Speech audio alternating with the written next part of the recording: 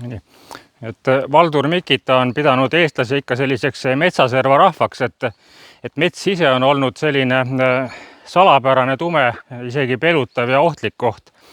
Et nüüd me oleme siis Viimsis ka jõudnud sellesse punkti, kus mets on muutunud mõnes kohas sõna otseses mõttes ohtlikuks, et siinsamas, kus me nüüd seisame, et see on nüüd mäealuse maastikukaitseala, et siin ühele poole jääb siis kunagine Tädu metsavahi koht ja teiselt poole mõnesaja meetri kaugusele Randvere terviserada, et siin me siis pool aastat tagasi kogunesime RMK valla ja külarahvaga koos ja kõik nagu jõudsid üksmeelele, et olukord on tõesti nagu kontrolli alt väljunud ja et väga paljud puud on muutunud liikujatel ohtlikuks, et siin ei käi mitte ainult kohalikud, vaid siin tehakse ka Tallinna ja lähipiirkonna koolidele tehakse neid loodusõppe tunde ja tõesti oli tarvis siin selles 116-aastases kuusikus teha niisugune suuremat sorti sanitaarraie.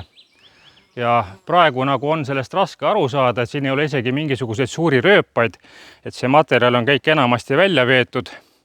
Aga see koht ei ole sugugi ainus, vaid neid on Viimsi vallas Poolsaarel just viimase 10 aastaga tekkinud päris palju juurde.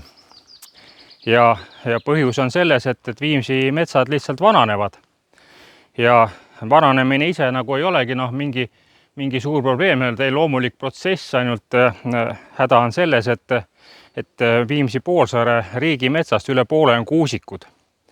Ja kuusikud muutuvad vanusega vastuvõtlikeks igasugustele kahjuritele, seentele ja väga palju, nagu ka mujal pool Eestis on ka Viimsis üraskikahjustusi, juurepessu ja kui tulevad sellised suuremad tormid, siis on see mets loogumaas ja siin võeti puid maha nii kaugelt, et ka ükski latv ei ohustaks siin neid kohalikke liikujaid.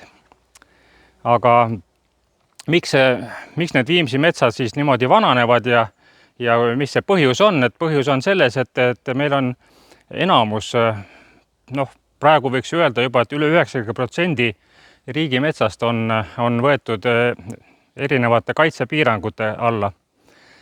Ja juba enne taasiseseisvumist ei olnud siin see majandamine väga intensiivne, et siis ta kuulus Tallinna rohelise vööndi metsamajandi alla. Aga nüüd on plaanis seda kaitserežiimi veelgi laiendada, et vallal on nüüd tekkinud mõte, et laiendame olemasolevaid kaitsealasid ja loome ka uusi juurde, haarates põhimõtteliselt kõik erametsad, nii et piirangud ei leevene, vaid need kitsendused hoopiski suurenevad, et kui on vaja midagi toimetama hakata, siis tuleb neid igasuguseid kooskõlastusi veel rohkem. Ja see ongi nagu mõttekoht, et kas me nüüd lasemegi metsadel niimoodi nagu omasoodu areneda oma loomuliku lõpuni või siiski vaatame need kaitserežiimid üle ja taastame mingisugusega mõistliku majandamise korra.